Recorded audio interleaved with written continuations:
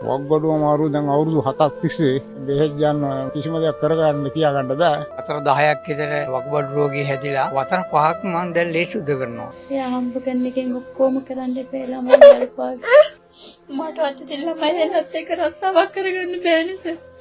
මම ජීවිතේ කොහොමද මේ කිසි බරපතල කරන්න බෑ. මාස දෙකකින් කිලිනික් කරනවා. බෙහෙත් බලයට වගේ තමයි ඉන්නේ. ඒ ශ්‍රී ලංකාවේ වකුගඩු රෝගීන්ගේ කඳුළු කතාවේ එක් පැතිකඩක්.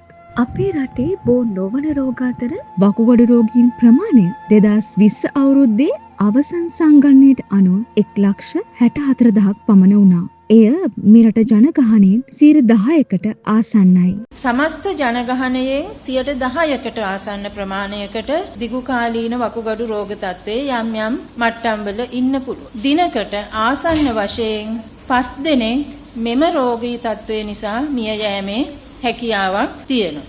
මෙලෙස වකුගඩු රෝගය උත්සන්න වීමට හේතු විය හැකි කරුණු මොනවාද? දියවැඩියාව, අධික රුධිර පීඩනය, මුත්‍රා සමග ප්‍රෝටීන් පිටවීම, ජාන වලින් උරුම වූ පරම්පරාගත වකුගඩු රෝගය සහ 90 දශකයේ සිට මෙරට කෘෂි කාර්මික ප්‍රදේශ ආශ්‍රිතව ව්‍යාප්ත වන හඳුනා නොගත් වකුගඩු රෝගය ඉන් ප්‍රධාන වනවා. මෙම හඳුනා නොගත් වකුගඩු රෝගය CKDU හෙවත් Chronic Kidney Disease of Unknown Etiology ලෙස හඳුන්වනවා.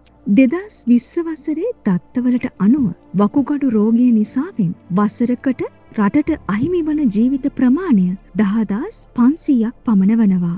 වකුගඩු හානි වූ පසු ඩයලිසිස් නම් ක්‍රියාවලිය මගින් දිනපතා රුධිර කාන්දුකරණය සිදු කළ යුතු බව වෛද්‍යවරුන්ගේ නිර්දේශයයි. දිගුකාලීන වකුගඩු අක්‍රිය වීමේ තත්වයේදී අවසාන දරුණුම විදිහට උත්සන්න වුණාම අපි කියනවා end stage kidney disease කියලා. වකුගඩු දෙකම දරුණු ලෙස නරක් වුණ තත්වයේදී තමයි අපිට තවදුරටත් ජීවිතේ පවත්වා ගන්න බෑ සංකූලතා ඇති වෙනවා. එක තැනකදී ඔබගේ විශේෂඥ වෛද්‍යවරයා තීරණය කරනවා රෝගියාට මෙතනින් ඉදිරියට ප්‍රතිකාර ක්‍රමයකට යොමු වෙන්න ඕනේ කියලා ඉවරලා. එතකොට මේ ප්‍රතිකාර ගත්තොත් රුධිර කාන්දු කරන ප්‍රතිකාරය අපි ඒකට කියනවා හීමෝඩයලිසිස් කියලා. ඒකෙදි කරන්නේ මැෂින් එකකට තමන්ගේ ලේ අරගෙන ලේ මාරු කරනවා කියලා තමයි අපි සාමාන්‍ය කතාවේ ව්‍යවහාරයේ පාවිච්චි කරන්නේ. එහෙම නැත්නම් තව ක්‍රමයක් තියෙනවා පරිතාන කාන්දු පෙරණය කියලා. රෝගියාගේ උදර කුහරයට බටයක් දාලා ඒ හරහා සිදු කරන ප්‍රතිකාර ක්‍රමයක්. ඒ දෙකට අමතරව තියෙන අනිත් ප්‍රතිකාර ක්‍රමය තමයි වකුගඩු බද්ධ කිරීම. එහෙත් දිලිඳුකම, ආර්ථික දුෂ්කරතා, සෞඛ්‍ය ක්ෂේත්‍රයේ සම්පත් හිඟය වකුගඩු රෝගීන්ගේ ජීවිත අවදානමේ හෙළන තවත් බාහිර සාධකයි. හදවත් වකුගඩු රෝගීන් 40,000ක් පෝලිමේ. මැදවත් චිරෝහලේ වකුගඩු ඒකකයේ ඖෂධ හා උපකරණ හිඟෙන් රෝගීන් අසරණ වෙලා තියෙනවා. ඩයලයිසර් කිට් හිඟෙන් රට පුරා වකුගඩු රෝගීන් අනතුරට පත් වෙලා තිබෙනවා.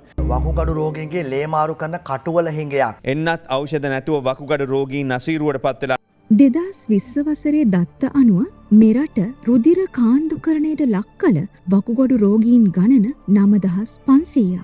නිදන්ගත වකුගඩු රෝගීන් සහ හඳුනා නොගත් වකුගඩු රෝගීන් පෙළෙන පුද්ගලයින් මෙම ප්‍රතිකාර ක්‍රමයෙන් බැහැර වුවහොත් එය ඔවුන්ගේ ජීවිත අවදානමක හෙළීමක් බව විශේෂඥ අදහසයි.